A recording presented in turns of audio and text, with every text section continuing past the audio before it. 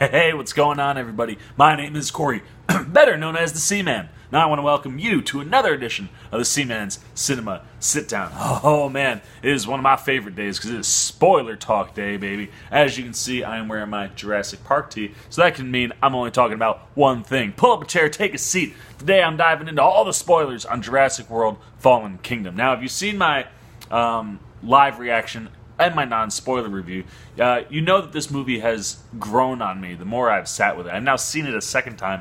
Man, I really do like this movie a lot. I said it in my non-spoiler, I'll say it here. I think this is probably the second best Jurassic movie. The more I've sat with this, I think this is better than Jurassic World. You can't touch the granddaddy, right? Jurassic Park is the best of all of them.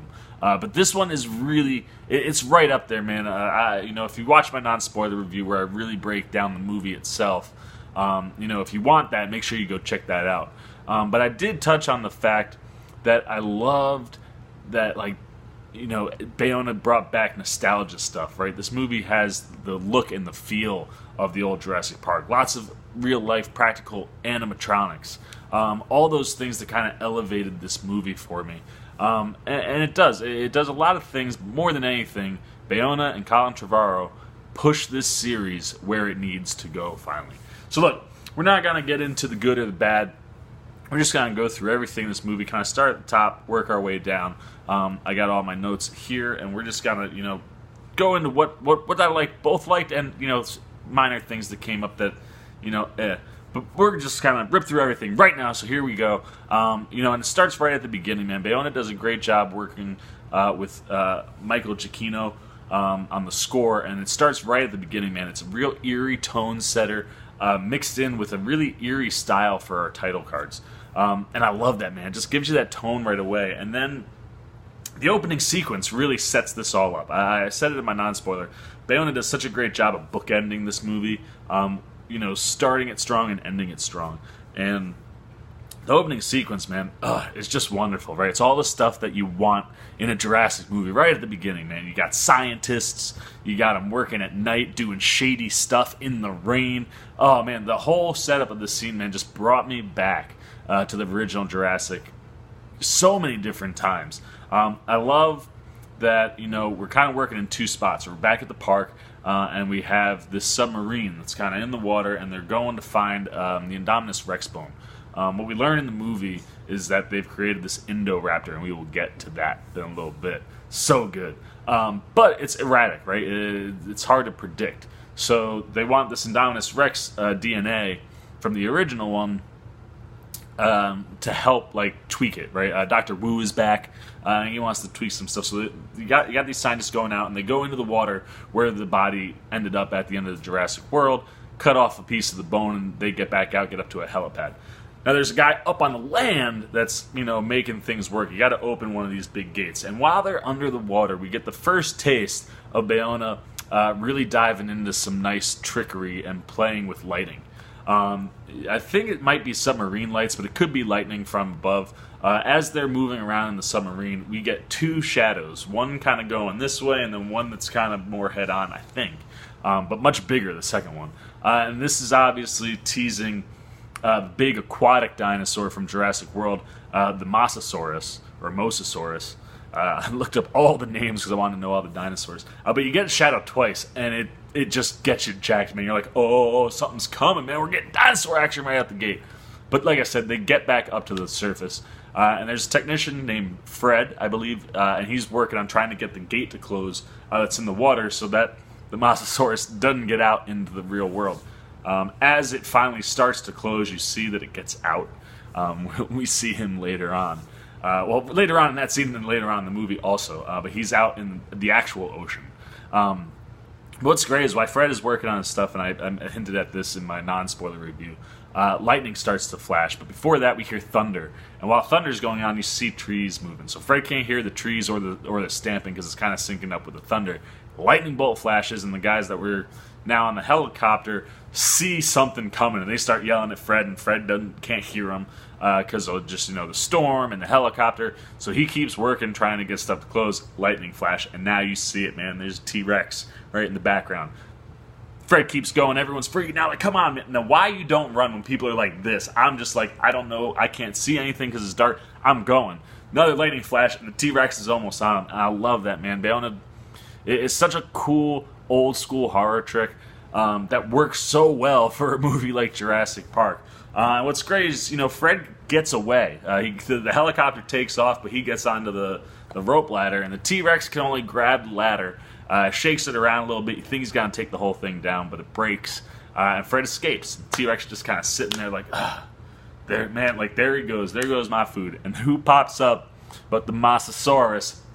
Chomps him from underneath the water. So awesome, man. The whole crowd laughed on opening night when I went and saw it.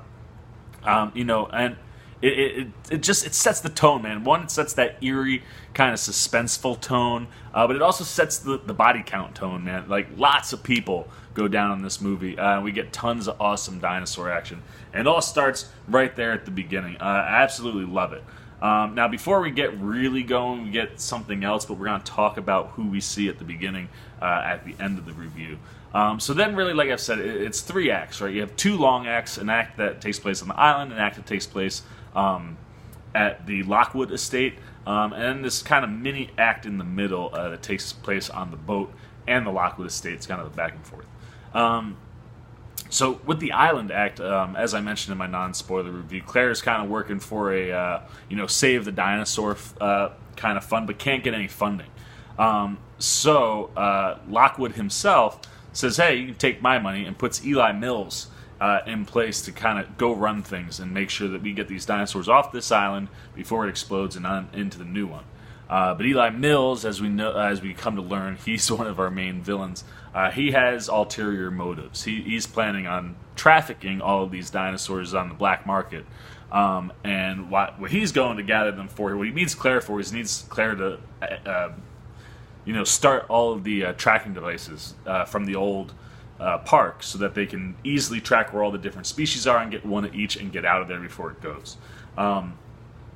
I love that once that starts happening, you get the scene that we see in the trailer with Pratt and Bryce Dallas Howard, and God, they're just so good, man. I said this in my non-spoiler, and you can't say enough. Their on-screen chemistry is so good, and I love this whole sequence, right? I love like how Pratt is just like, he's kind of stuck in the past, right?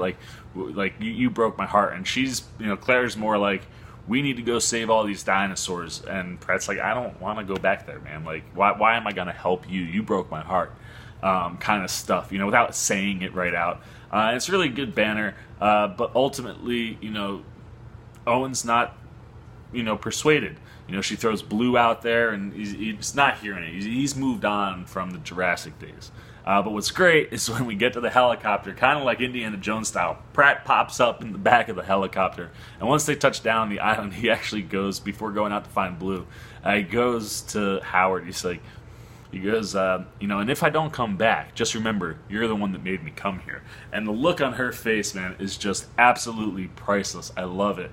It's just, that's the stuff that works so well with their characters. And like I said, even though the character development isn't really there, that back and forth is so good that they really do own these characters when they're on screen together. And then he does tell her, "Don't worry, I'll be back," which, you never want to say in a movie that could result, with death via, I don't know, dinosaur stomping. But I love that. And then, like, while we're out in the world, we get Pratt, goes out to find Blue, which is just a great scene. It's so cute, man. Like, he finally finds her.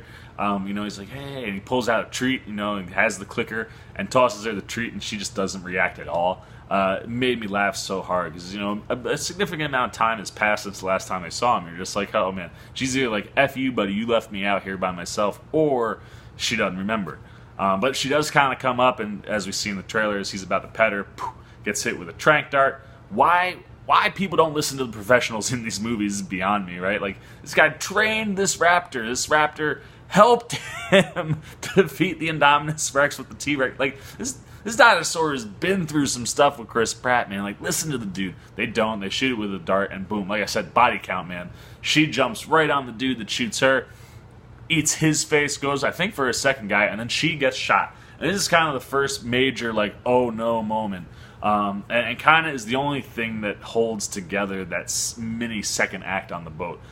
Is that Blue is critically injured. And it's the lone reason that we need Daniela Pineda's Zia character, who's like the vet. But we'll get, so they eventually get, once that happens, they get Blue like on a cart. They get her over to the island where they're loading all the dinosaurs. I don't remember how. Pratt gets separated. He's out running. The stuff starts going off. And this, I tell you, man, when the island starts to go, even though Bayona may not be the best at like just this nonstop action, right? He really thrives, like I've said multiple times, in the back 40 where he's just building the suspense and the horror. That's his sweet spot. But he does craft pretty good action in this movie. When the island's going, it's chaos, and we get tons of dinosaurs, lots of movement. But what's cool is like we get a lot of realistic action. There's a lot of lava. There's actually a scene where Pratt's got to escape the lava post Blue, as he's going back for Claire and Franklin. And like it's crazy how real the lava looks, and then it's crazy how the dinosaurs that are around react to the lava or the falling like ash and stuff, and the way they hinge away from it or like shy away or get burned and actually like coil back. It's kind of cool, and you get that the best with the big dino from the trailers that's in the lava with Claire and Franklin, who were back, in one of the old tech rooms trying to get like all the trackers to go off.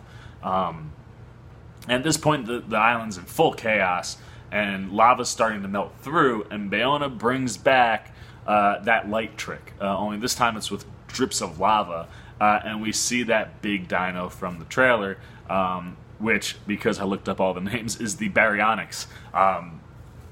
And as it gets closer and closer with each drip, you can't see it, and it's getting closer and closer. And it's crazy that you bring it back, and not just bring it back later in the movie, but like, 20, 30 minutes later, you bring it right back, and it works again, man. Like, and it's one of these, I said this on my non-spoiler too, right? That early in the movie, none of your main characters are gonna go.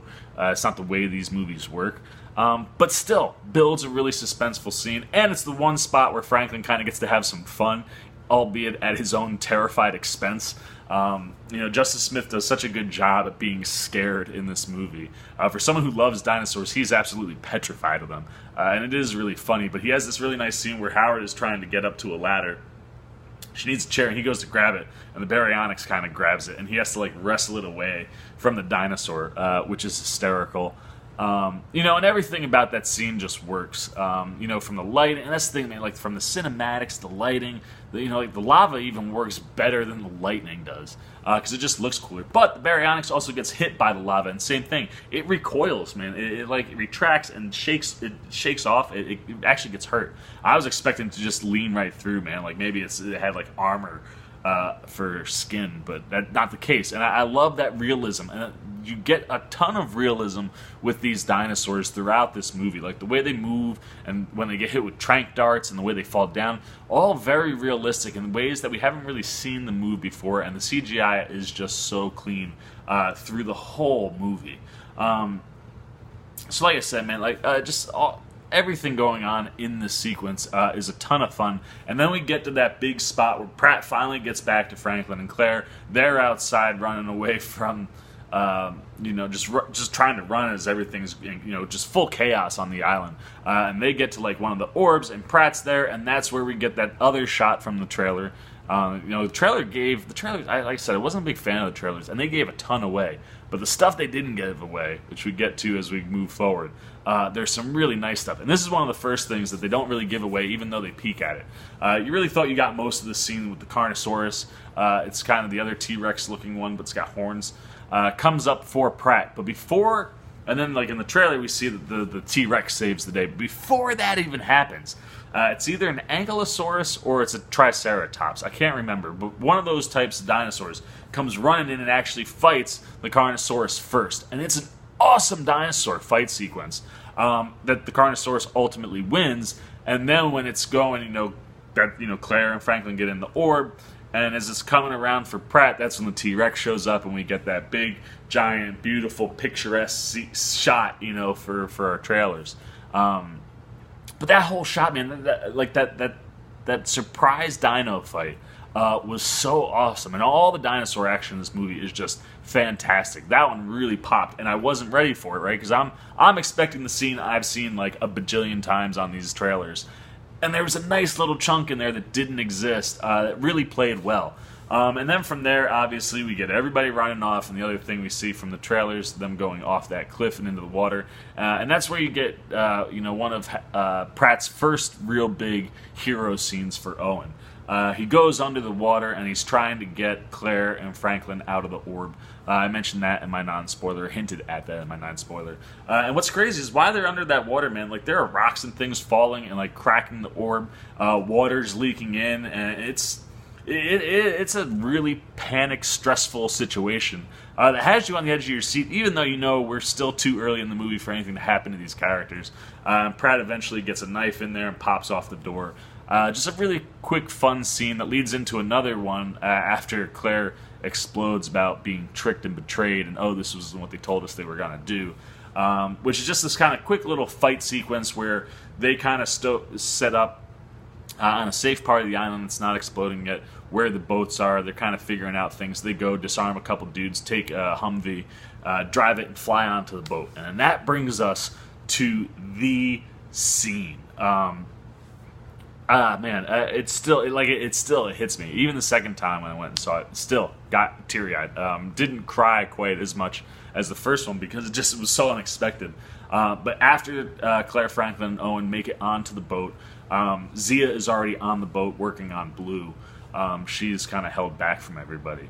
But right after they go, man, they turn in. What's crazy is I went back, I was looking at the trailers. Bayona actually shows this shot. It's not the whole shot. It's right before the camera turns enough so that you can see the dinosaur.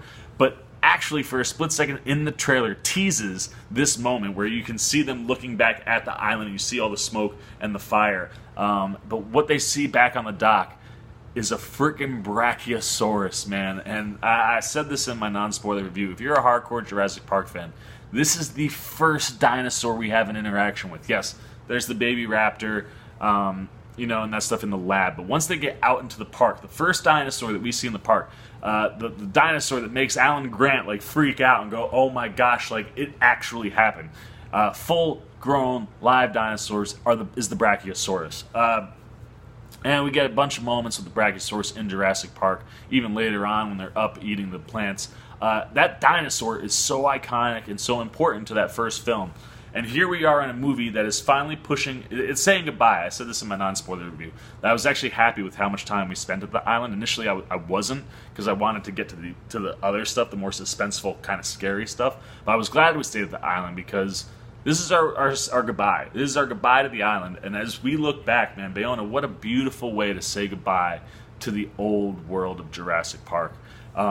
Here's that first dinosaur, man, that we ever have an interaction with, standing on a dock, yelling out as the island is going, and just kind of gets enveloped in smoke. And it gorgeously cinematic, man, and so heartbreaking.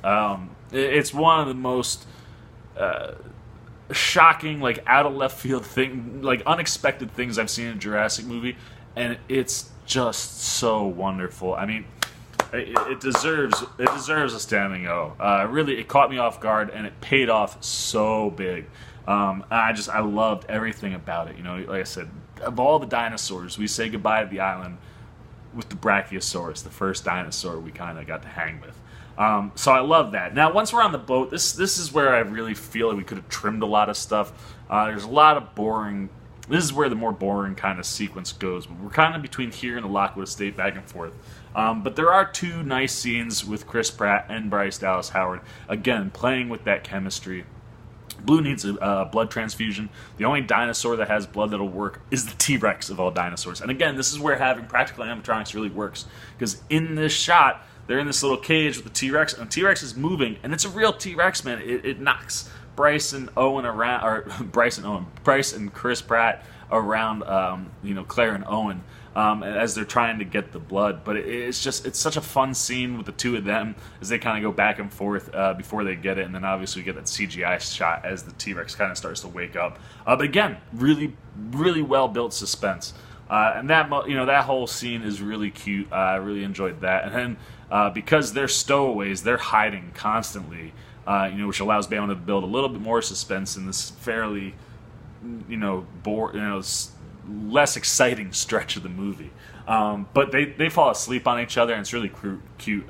Pratt wakes up and sees Howard has got her hand like under his shirt a little bit, and he kind of smiles and then notices her move, so he goes and acts like he's going back to sleep. She wakes up and sees Pratt sleeping and goes, "Oh man," and pulls her hand away and like acts like it's not there. Just one of those really cute moments that, again, not so much character development, but the actors are just really having a good time, and again, that chemistry with them on screen is so good. And then finally, Daniela Pineda gets to shine a little bit as she saves Blue. And what's really nice with this sequence is we get to bounce between here and the Lockwood estate as Maisie, this little girl that we're introduced to, Lockwood's granddaughter, kind of starts to piece everything together.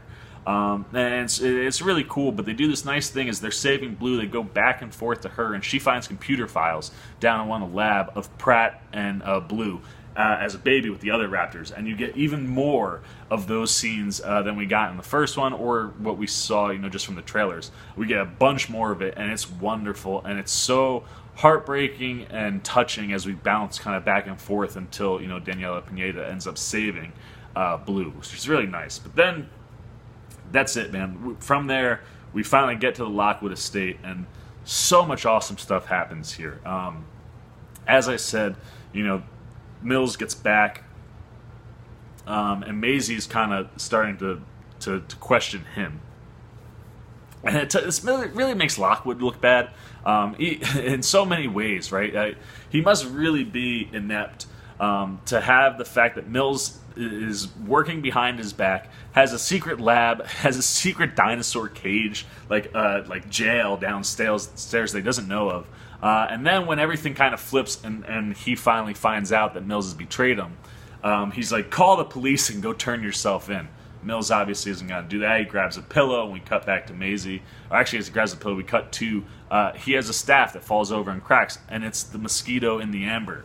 And that's kind of, again, one of those nice ties, as this Lockwood character mentioned that he used to work and know John Hammond. Boom, he's got the same cane Hammond used to have. Really nice touching callback. But in the meantime, while all this is going on, Maisie's kind of starting to find out stuff. She finds the Pratt videos. She overhears Wu.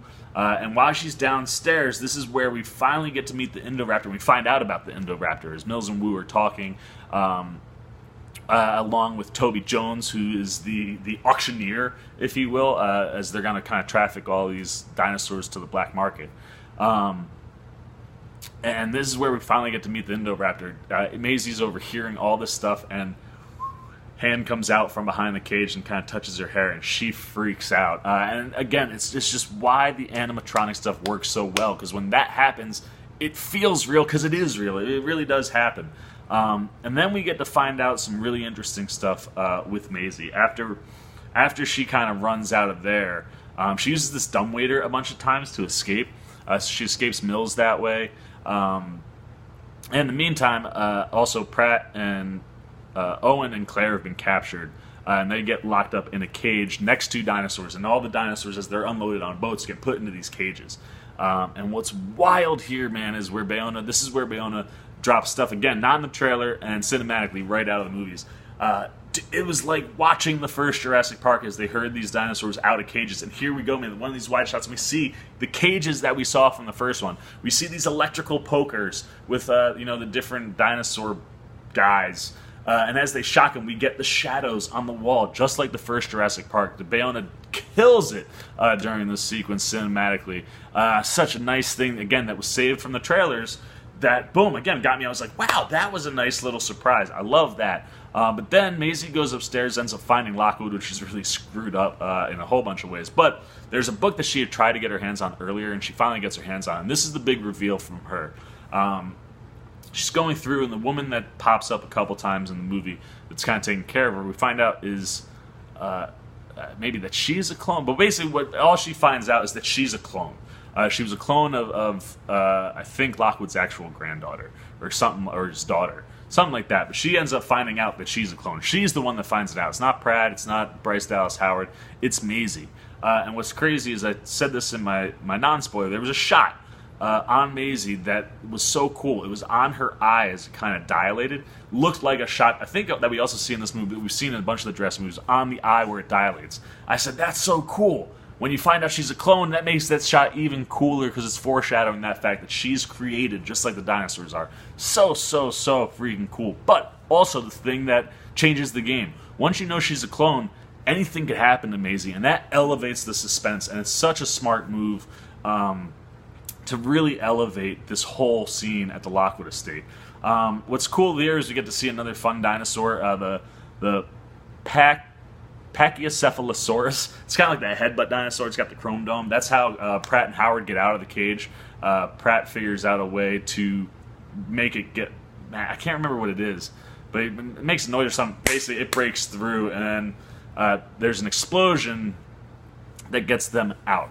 But in the meantime, you have Toby Jones selling all these dinosaurs, all these evil underground black market people, and it's so much fun to watch. But then you have the Indoraptor, and they decide to sell the Indoraptor, and in the Wu conversation, he gets really pissed off about that. This dinosaur is unstable. He doesn't want to do anything with it. That's why he wanted the Indominus Rex bone, so he could tweak it. This wasn't for sale. We're just going to show it off. Toby Jones is like, screw that, man. We'll sell it. These guys want to buy it. Let's sell it. So while it's being displayed, and this display room is so cool. The whole Lockwood estate is cool, man. There's like a museum of dinosaurs in there. The whole place is crazy, but this underground spot has where they bring them in and out. It's such a cool spot. The lighting is so great. The cinematics are great.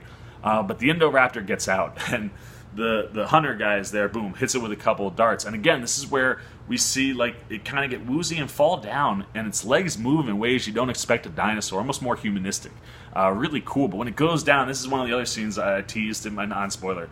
He comes in to check on it, and while he's looking at it, its tail starts moving, and he goes this way. And when the dinosaur's eye opens, I swear to you, it smirks, man. It smirks like an evil villain. And then, the guy looks back, he closes its eyes. So I keep my eyes on the head as the tail moves again, and sure enough, man, it smirked. It smirked. This dinosaur smirked. This Indoraptor is so cool, so smart. Tricks this guy, and then boom, spins around, grabs his arm. This is probably the most visceral thing, but it like bites and chews his arm right off. Boom, and then gets right in his face.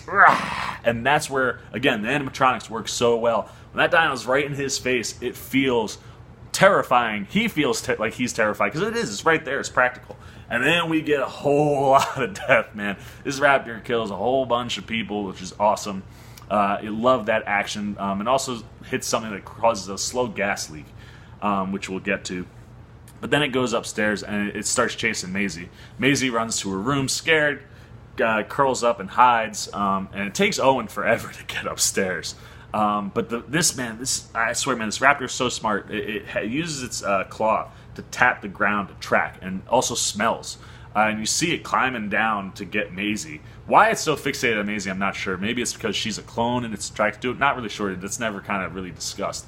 But watching it opening that door, man, with its hand, oh, God. And then it gets so close to her, and you're just like, where is Pratt? Where is Pratt? And who comes in? Boom. Blue comes in, saves the day. Pratt then shows up, and there's a couple shots with Maisie and Pratt's faces. And again, this practical dinosaur use works because their reactions are so spot on, and their faces are priceless in this whole sequence. Then they run through the house, and this is where you get like a mixture of practical and CGI into all CGI, and it looks beautiful. And then it sets up probably my second favorite shot of the movie. Or no, my favorite shot of the movie. The raptor on the roof chasing everybody. Howard, Pratt, Maisie, they're all up there. And lightning goes off as it's like roaring. It's so cool. And as it chases it, the glass is starting to break, and Blue ends up jumping on top of it, crashes through, kills it. But in the meantime, it's such a fun scene, man. And the whole thing, I mean, the way it tracks with its finger, and sound and smell. This raptor's so smart, and that whole sequence is just so much fun. But then ultimately, like I said, there's a gas leak, and it's going to kill all the dinosaurs. And Claire has a chance to push a button to release the dinos, and she says no. She kind of realizes that this is not the move. Maybe we shouldn't do this. And then Maisie hits the button, and she goes, they're alive like me. And it's like she knows that she's been created, like the dinosaurs have been created, but they're both alive. So she sets the dinos free, and we end up where Jurassic Park has always needed to end up. The dinosaurs are escaping out into the world. Now, there aren't a ton of them, but there's certainly a lot. And wherever they are, they're out there, man. And then that brings us back to Jeff Goldblum in the court. And this is where I said he starts and ends the movie just talking about all this moral and ethical decision making, which is really powerful and it's awesome. And it was a nice touch to the movie I didn't expect. But, he ultimately, is the one that's always questioned. After the first Jurassic, he's like, life always finds a way, and maybe we made a mistake. And he kind of says that here. He's like, if we're not careful, dinosaurs were here before us, and they'll be here after us. But then he does drop the line of the movie. And he goes, change is like death. You can't see what's on the other side until you get there. And it's so true, man. And it's so true for the movie and for so many things. And then he says the line of the series. And we finally, everything about the series makes sense now. He goes, welcome to Jurassic World. And we see the dinosaurs out running around. That's where we get that shot of the T-Rex and the lion. I wish they would have kept that out of the trailer because that would have been such a cool shot at the end of the movie. That's where we see the Mosasaurus in the wave. And what's cool is Pratt has a shot with Blue to be like, hey, come live with me. And Blue says no, runs off into the wild. And then there is a post-credits stinger. I didn't stay there to see it. I read about it, but we do see some pterodactyls flying into Vegas and perching on top of the Eiffel Tower there. So the dinosaurs are going to get out, man, and I love it. It's where we need to go. And it's why I said Bayona should be back, because he can do this whole kind of Indoraptor getting into the house thing with different dinosaurs through like a whole movie. So I'm so stoked, so stoked to see where we go. Love where we end up. Had so much fun with this movie. The last 40 minutes is amazing. I get the Maisie stuff. I've heard some people, they're like, oh, this totally threw me off. Look, it's a minor little thing. Well, it's not minor, it's a major thing. And it's not something to gloss over, but it's clearly something they're going to get into in the third one. Maybe they breezed over a little too fast in this one, but it didn't really throw me. I thought it was such a cool touch. Like, holy crap, man, we can clone humans now? That better be talked about in the third one. And like I said, I hope Goldblum's back. I hope Wu is back. I love BD Wong. And I hope we get this third movie. Very, very excited. So that's it, man. That's it. That's my spoiler review for Jurassic World Fallen Kingdom. Man, really enjoyed this movie. If you've watched this spoiler review and you haven't seen the movie, what are you doing? But if you have seen it, please hit the comments below. Use all the spoiler talk you want. Let me know what you thought of the movie. As always, if you're new here, hit that subscribe